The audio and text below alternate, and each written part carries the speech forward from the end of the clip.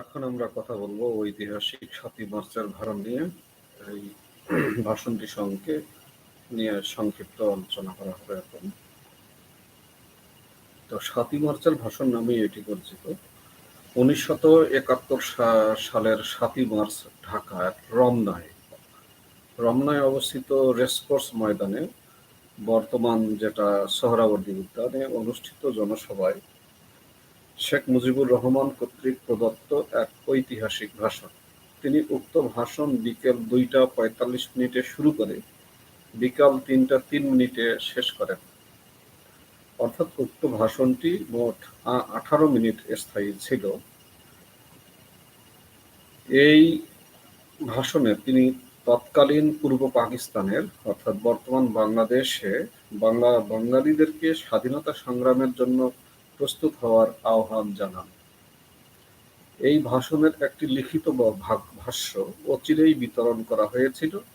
এটি তাজউদ্দিন আহমদ কর্তৃক কিছু পরিমার্জিত হয়েছিল। পরিমার্জনার মূল উদ্দেশ্য ছিল সামরিক আইন প্রত্যাহার এবং নির্বাচিত জনপ্রতিনিধিদের কাছে ক্ষমতা হস্তান্তরের দাবিটির উপর গুরুত্ব আরোপ করা। 13টি ভাষায় ভাষণটি অনুবাদ করা হয়। 13তম হিসাবে মাহাতো নৃতাত্ত্বিক জাতিগোষ্ঠীর কুড়মালি ভাষায় ভাষণটি অনুবাদ করা হয়। 13তম হিসাবে এটা করা হয়। আর যা নৃতাত্ত্বিক জনগোষ্ঠীর ভাষায় প্রথম অনুবাদ। উজউইক ম্যাগাজিন শেখ মুজিবুর রহমানকে রাজনীতির কবি হিসেবে উল্লেখ করেন।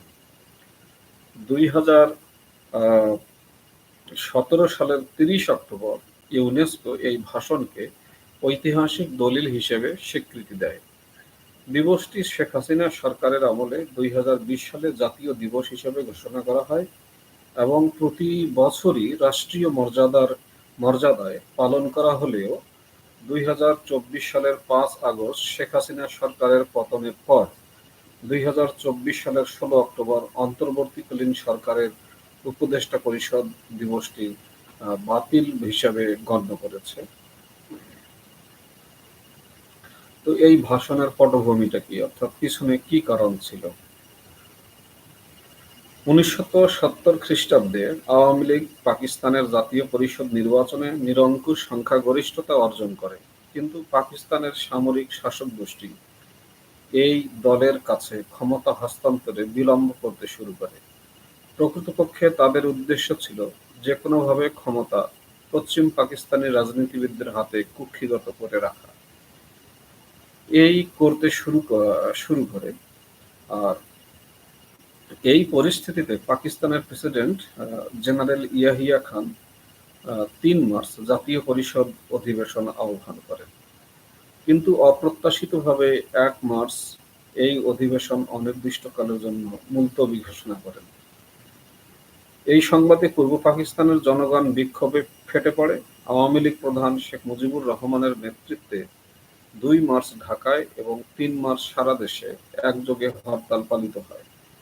তিনি 3 মার্চ পল্টন ময়দানে অনুষ্ঠিত এক বিশাল জনসভায় সমগ্র পূর্ব বাংলায় সর্বাত্মক অসহযোগ আন্দোলনের কর্মসূচি ঘোষণা করেন।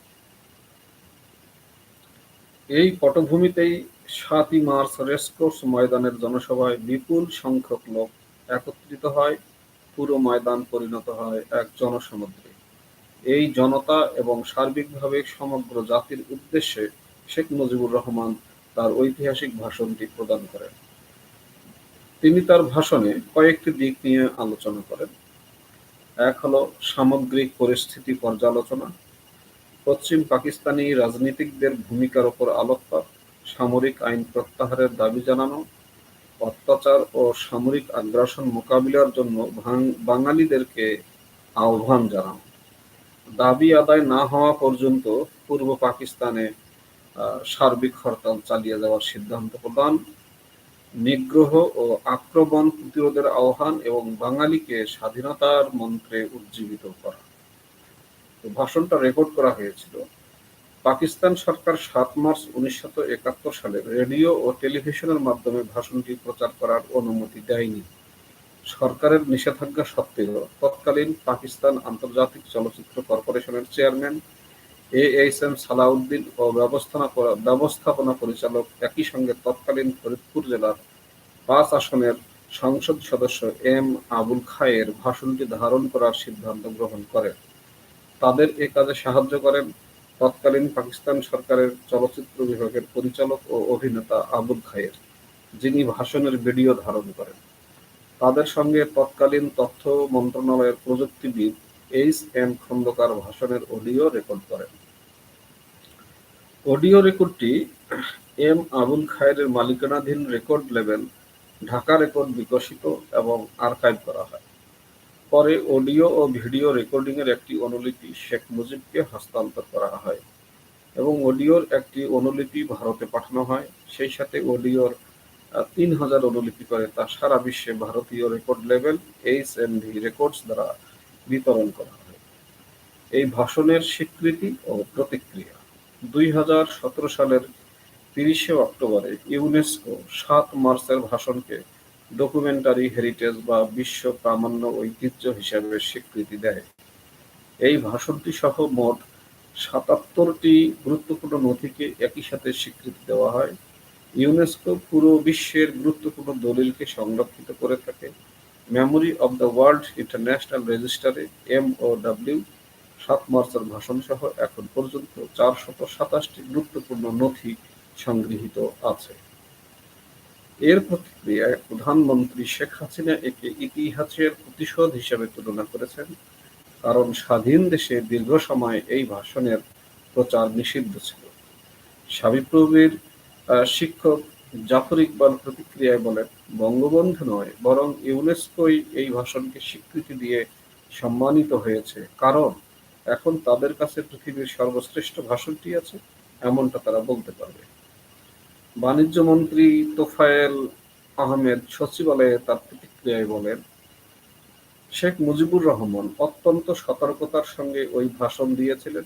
একদিকে তিনি স্বাধীনতার ঘোষণা দেন, অন্যদিকে তাকে যেন বিচ্ছিন্নতাবাদী হিসেবে অভিহিত করা না হয় সেদিকেও তার সতর্ক দৃষ্টি ছিল।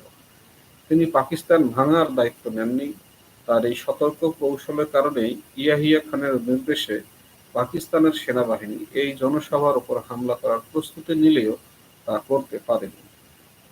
পাকিস্তান সেনাবাহিনীর এক গোয়েন্দা প্রতিবেদনেও শেখ মুজিবকে চতুর হিসেবে উল্লেখ করা হয়। প্রতিবেদনে এক গোয়েন্দা কর্মকর্তা বলেন, শেখ মুজিব কৌশলে স্বাধীনতার ঘোষণা দিয়ে গেল, কিন্তু আমরা কিছুই করতে পারলাম না। ঢাকা বিশ্ববিদ্যালয়ের অধ্যাপক সৈয়দ আনোয়ার হোসেন ডয়েচে ভেলেকে বলেন, 2015 সালে কানাডার একজন অধ্যাপক সারা বিশ্বের ঐতিহাসিক ভাষণ নিয়ে একটি গ্রন্থ প্রকাশ করেছিলেন। সেখানেও বঙ্গবন্ধুর এই ভাষণ ছিল। তখন একাডেমিক স্বীকৃতি পেলেও এবার পেল আন্তর্জাতিক স্বীকৃতি। আর এই ভাষণটির অনেক অনুবাদও হয়েছে। জাপানের বাংলাদেশ দূতাবাস 2019 সালের জুন মাসে শেখ মুজিবুর রহমানের 7 মার্চের ভাষণটি জাপানি ভাষায় অনুবাদ করেছে। পূর্বে ভাষণটি ইংরেজি ভাষায় অনুদিত হলেও বিদেশি ভাষা হিসেবে জাপানি ভাষায় প্রথম অনুদিত হয়। সম্প্রতি প্রকাশিত আথুইয়েন মাহাতো ডিকশনারি নামের কুড়মালি ভাষায় রচিত একটি গ্রন্থে সংযুক্ত করা হয় ঐতিহাসিক 7 মার্চের ভাষণ।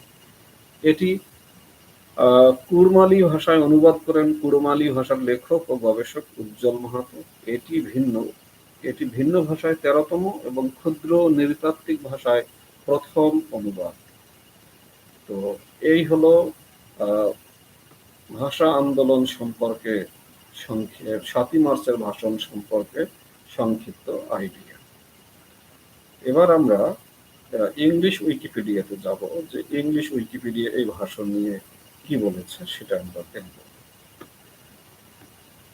7 March speech of Sheikh Mujibur Rahman. The 7th March speech of Bangabandhu, or the 7-3 speech, or 7 মার্চের ভাষণ, was a public speech given by Sheikh Mujibur Rahman, the founding father of Bangladesh, on 7 March 1971 at the Ramna Racecourse, now Sohrawati Uddan in Dhaka, to a gathering of over 1 million people. It was delivered during a period of escalating tensions between East Pakistan and the powerful political and military establishment of West Pakistan. In the speech, Bangabandhu informally declared the independence of Bangladesh, proclaiming the struggle this time is a struggle for our liberty. The struggle this time is a struggle for our independence. He announced a civil disobedience movement in the province, calling for every house to turn into a fortress.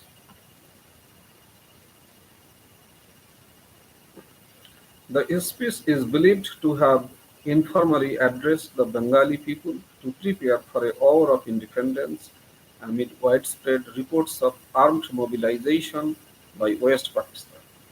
The Bangladesh Liberation War began 18 days later when the Pakistan Army initiated Operation Searchlight against Bengali civilians, intelligentsia, students, politicians, and armed personnel. On 30 October 2017, UNESCO added the speech to the memory of the World Register as a documentary heritage. So, what's the background behind this speech? Pakistan was created in 1947 during the partition of India as a Muslim homeland in South Asia. Its territory was composed mostly of the Muslim majority provinces of British India, including two geographically and culturally separate areas, one east of India and the other west. The western zone was popularly and for a period officially called West Pakistan, while the eastern zone, modern-day Bangladesh, was called East Bengal, later renamed East Pakistan under the One Unity scheme.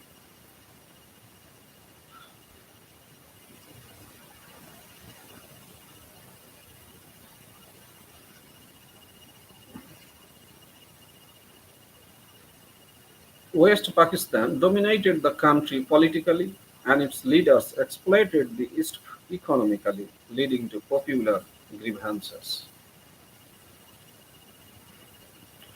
West Pakistanis such as Khaza Nazimuddin, Muhammad Ali Bogra, and Hussein Shahid Sohrawardi were elected Prime Minister of Pakistan. They were immediately deposed by the predominantly West Pakistani establishment.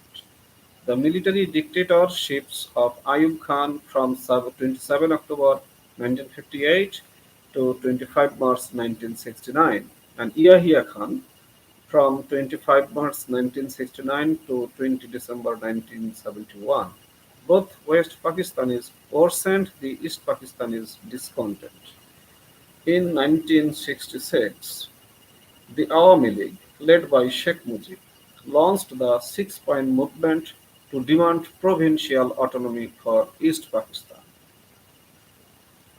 The Pakistani establishment rejected the League's proposals and the military government arrested Sheikh Mujib and charged him with treason through the Agartala conspiracy case. After 3 years in jail, Mujib was released in 1969 and the case against him was dropped in the face of mass protest and widespread violence in East Pakistan.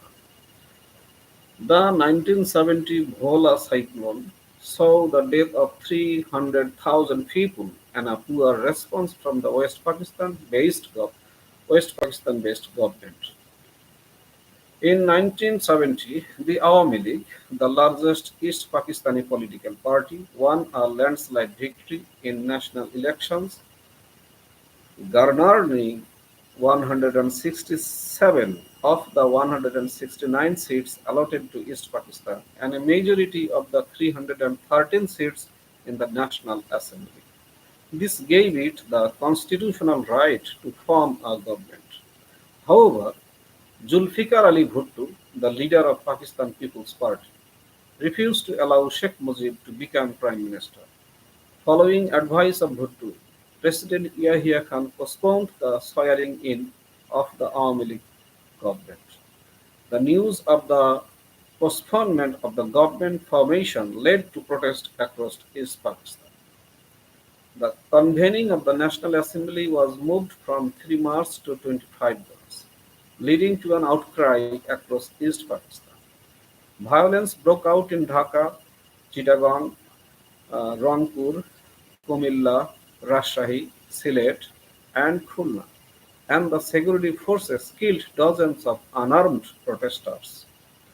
There are open calls for Sheikh Mujib to declare independence from Pakistan, and the Awami League called a large public gathering at Dhaka's Ramna Racecourse on 7 March to respond.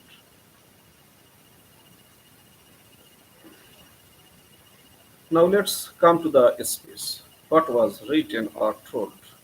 Sheikh Mujibur Rahman made the speech at the Ramna Racecourse on 7 March 1971. The speech was preceded by speculation on whether Sheikh Mujibur Rahman would declare the independence of Bangladesh. Sheikh Mujibur Rahman started with the lines, "Today I appeared before you with a heart, heavy heart. You know everything and understand as well. We tried with our lives, but the painful matter is that today in Dhaka, Chattogram, Khulna, Rajshahi, and Rangpur, the streets are dyed red with the blood of our brethren.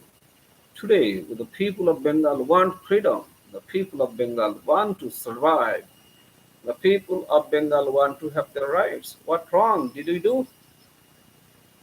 He mentioned four conditions for joining the National Assembly to be held on 25 March. 1. The immediate lifting of martial law. Number 2. The immediate withdrawal of all military personnel to their barracks. 3. The immediate transfer of power to elected representatives of the people. 4. A proper investigation for the loss of life during the conflict. He also gave several directives for a civil disobedience movement, instructing that: number 1, people should not pay taxes; number 2, government servants should take orders only from him; number 3, the secretariat, government and semi-government offices, and courts in East Pakistan should observe strikes with necessary exemptions announced from time to time. 4. Only local and inter-district telephone lines should function. 5. Railways and ports could continue to function, but their workers are told to not cooperate if their activities would help the repression of East Pakistan. The speech lasted for about 18 or 19 minutes and concluded with, "The struggle this time is a struggle for our liberty. The struggle this time is a struggle for our independence. Joy Bangla." It was a de facto celebration of Bangladesh's independence since then. The speech was also recorded. Now let's know about the history of the recording. The Pakistani government did not give permission to live broadcast the speech through radio and television on 7 March 1971.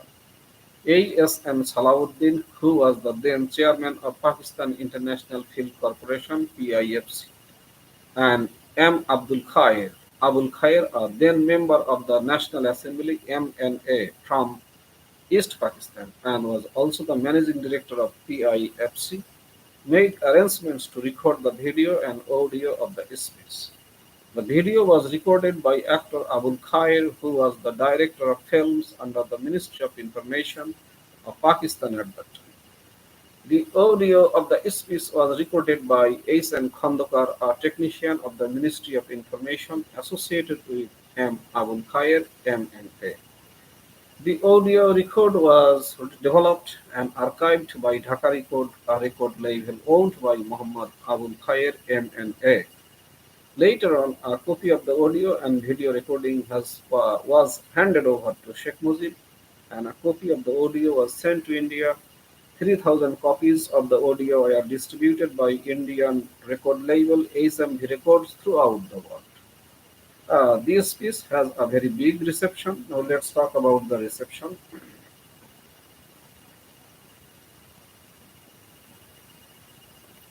International media had descended upon East Pakistan for the speech amidst speculation that Sheikh Mujib would make a unilateral declaration of independence from Pakistan. However, keeping in mind the failures of Rhodesia's unilateral declaration of independence and the Biafra struggle in Niger, he did not make a direct declaration. Nevertheless, the speech was effective in giving Bengalis a clear goal of independence. Mujib's speech was double-edged. He did not call for independence or violence, but ended the speech urging preparation for both. The speech also raised his profile in the minds of the Bengalis of East Pakistan. The United States Embassy in Pakistan noted that Sheikh Mujibur Rahman and the Bengalis were pushing for a degree of autonomy that would not be acceptable to the Pakistani military and President Yahya Khan. They predicted a violent confrontation would be inevitable. Sheikh Mujibur Rahman and President Yahya Khan sat down for negotiations. স্বাধীন বাংলা কেন্দ্রীয় ছাত্র সংগ্রাম পরিষদ called for an international support for the independence of Bangladesh on 25 March 1971. The Pakistan military launched Operation Searchlight in Pakistan. The military forces targeted students and Awami League leaders. Sheikh Mujibur Rahman was arrested at the beginning of the operation and flown to West Pakistan. The launch of the operation marked the start of the Bangladesh genocide. The speech has a very good legacy.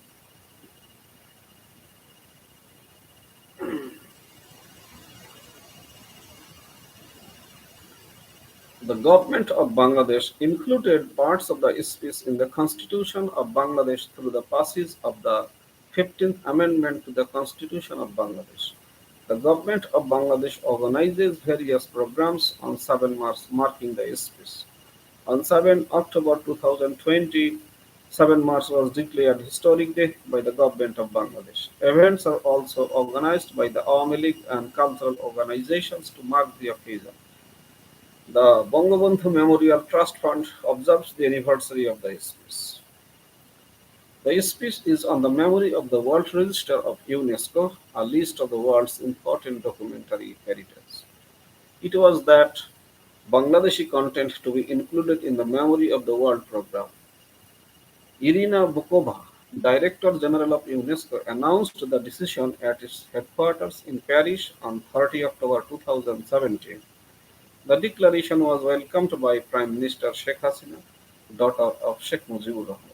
Mahfouz Anam, the editor of the Daily Star, called the speech Sheikh Mujibur Rahman's finest hour. In March 2018, Justice Naim Haidar and Jafar Ahmed asked the government to explain why it should not be directed to preserve Sohrawardi Udyan due to the historic importance of the 7 March speech given at the Udyan.